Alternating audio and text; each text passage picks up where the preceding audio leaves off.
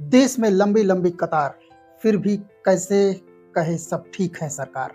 दोस्तों, आज America, Iran और इजराइल के बीच जो संघर्ष हो रहा है उसका इम्पैक्ट दिखना शुरू हो गया है। दोस्तों, क्योंकि किसी भी देश की नींव ऊर्जा सप्लाई पर निर्भर करती है, तब ऐसे में ऊर्जा सुरक्षा को सुनिश्चित करना हर सरकार का उत्तरदायित्व होता है।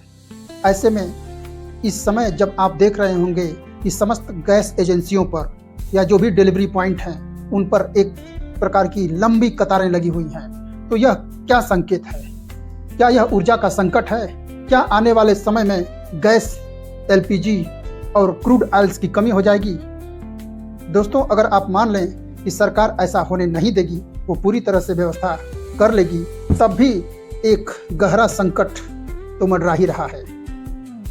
और यह संकट है बढ़ती हुई महंगाई का। जो सिलेंडर 960 रुपए या 900 प्लस रुपए में मिलते थे, आज वही सिलेंडर कई राज्यों में 3500, 5000, 2000 और 1600 में भी बिकते हुए नजर आ रहे हैं। क्या कारण है कि इस तरह से इन चीज़ों का दाम बढ़ रहा है? तो सबसे पहले अमेरिका, इजराइल और ईरान के बीच जो संघर्ष चल रहा है उसके कारण, क्योंकि मिडिल ईस्ट के देश ही क्रूड ऑयल और एलपीजी गैस इत्यादि के बहुत बड़े सप्लायर हैं जो अक्सर भारत को भेजते रहते हैं। ऐसे में आपूर्ति श्रृंखला, सप्लाई चेन पूरी तरह से बाधित हो चुकी है। ऐसे में एक स्ट्रेट है जिसे हिंदी में जलसंधि भी कहते हैं, हुर्मुज की जलसंधि। हुर्मुज की जलसंधि जहां से विश्व व्यापार का 20% होता है, वहां से किसी भी प्रकार के तेल, गैस टैंकर इत्यादि का आवागमन बाधित हो चुका है।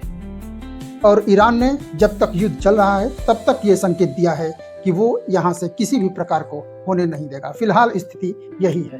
दूसरे, जैसे ही लोगों को ये सूचना मिली कि एलपीजी गैस इत्यादि का दाम बढ़ने वाला है, लोगों ने पहले ही बुकिंग शुरू कर दी। और जो डिलीवरी पॉइंट होते हैं और जो एजेंसियां होती हैं, वहाँ पे एक प्रकार की काला बाजारी भी शुरू हो गई, जिससे सिलेंडर्स के दाम बढ़ गए। डिलीवरी में देरी और आपूर्ति श्रृंखला बाधित होने के कारण अधिक से अधिक लोग इस सिलेंडर को अपने यहाँ स्टोर करके रख लेना चाहते हैं ताकि वो किसी भी प्रकार के संकट से बच सकें। बस यही कारण है कि इस कारण से न केवल ग्राहकों तक सिलेंडर्स की आपूर्ति बाधित हुई है, अपितु उसके दाम भी बढ़ गए हैं। अब क्या उपाय है इससे समाधान का? दोस्तों, भारत अपने ऊर्जा आवश्यकताओं का 33% स्वयं उत्पादन करता है, यानी कि 67% भारत दूसरे देशों से मंगाता है। तो भारत में पेट्रोलियम मंत्री का तो ये कहना है कि जो हुर्मुज जलसंधि से जो आपूर्ति बाधित हुई है, बदले में भारत ने नॉर्वे, कनाडा, अमेरिका, रूस इत्यादि से आपूर्ति कर ली है, और जितना क्रूड ऑयल और एलपीजी वगैरह भारत मंगाती थी, अब उससे अधिक इन देशों से मंगा रही है। लेकिन दूसरी बात, अगर इस तरह का है तो आखिर क्यों गैस एजेंसियों पर इस प्रकार की लंबी कतारें लगी हुई हैं?